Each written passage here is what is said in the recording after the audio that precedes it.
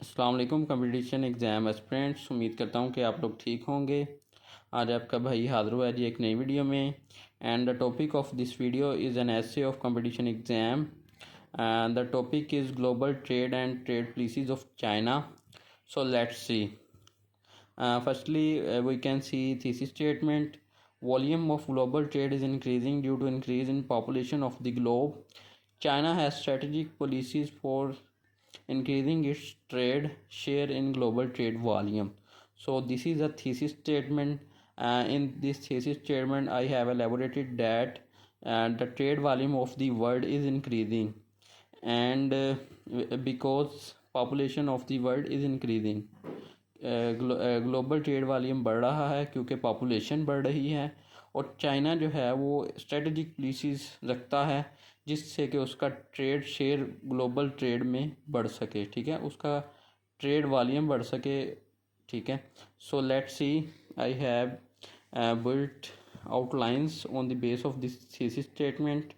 Firstly, there is a heading of introduction. Then secondly, I have raised a question: what are the factors which are promoting global trade? वो कौन से factors हैं जो global trade को promote करते हैं? Firstly जी, globalisation and need of development. This is a factor which promotes global trade.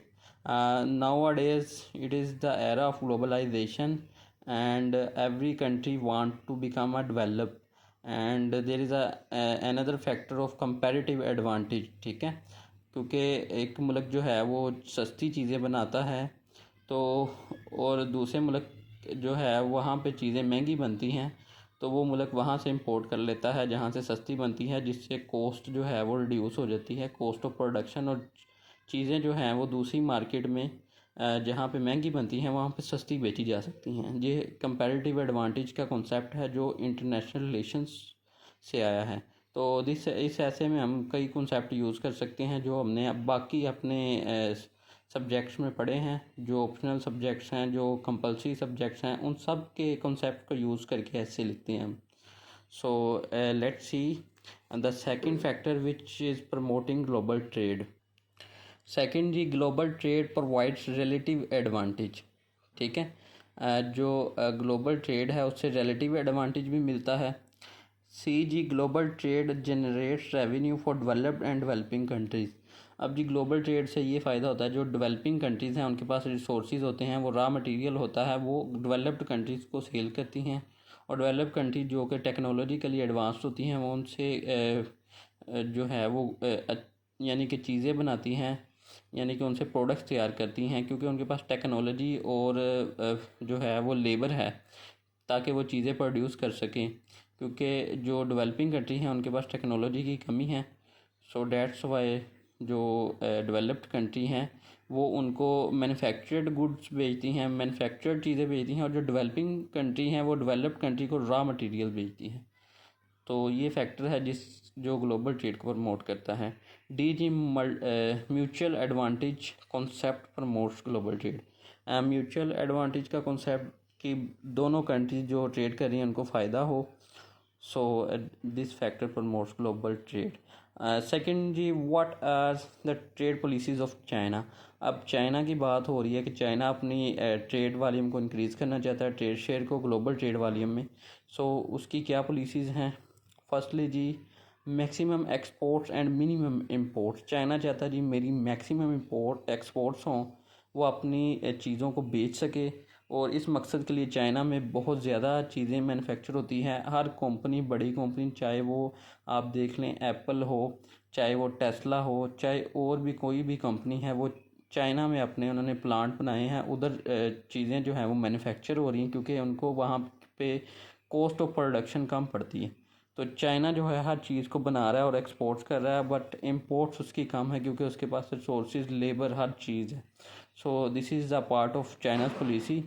Secondly जी, trade with every country irrespective of historical relation. China जो है वो दुश्मनी जो भुला के ट्रेड करता है, यानी किसी मुल्क के साथ उसकी पुरानी दुश्मनी भी है पर वो उसको छोड़ के उसके साथ ट्रेड करता है, ताकि उसको पैसा जो है अर्न हो, ठीक है। वो पैसा कमाने के लिए काम करता है, ना कि अपनी दुश्मनियों को निभाता है, यानी कि वो अपनी दुश्मनियों को भूल के ट्रेड करता है जिससे फ़ायदा हो उसको।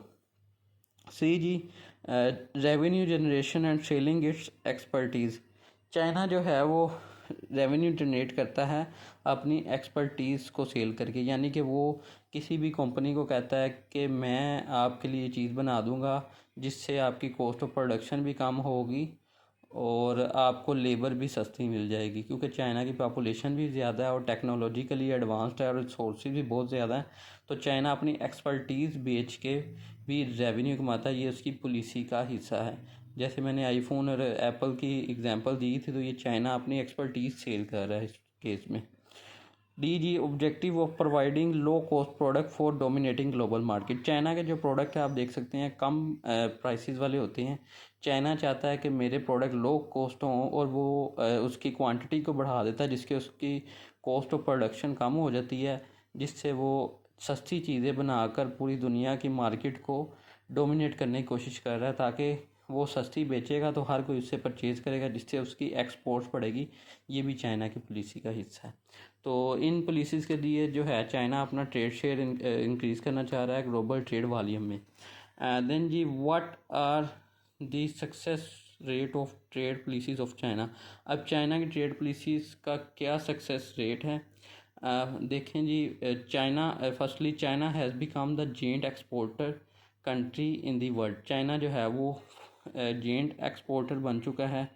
उसकी जो एक्सपोर्टिंग है वो बहुत ज़्यादा है, पूरी दुनिया में वो चीज़ें एक्सपोर्ट करता है, हर किस्म की चीज़ एक्सपोर्ट करता है। आप पाकिस्तान में देखें, इंडिया में देखें, किसी भी मुल्क में देखें, मेड इन चाइना के प्रोडक्ट्स बहुत ज़्यादा मिल जाएंगे आपको। सेकेंडली जी, China has become second largest economy of the world. अब चाइना जो है अपनी ट्रेड पॉलिसीज़ के ज़रिए दुनिया की सेकेंड लार्जेस्ट इकोनॉमी बन चुका है और it is expected that it will come in the next 10 years the first largest economy of the world. And all of these things due to China's trade policies. So that's it. This essay has been explained in its complete manner, and I hope you people have liked it. Okay, so I have written full essay on this topic.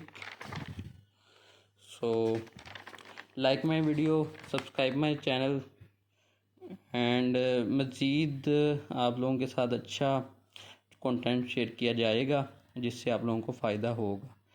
ये ऐसे पास paper से लिया गया है और ये PMS के पास paper से लिया गया है, ठीक है।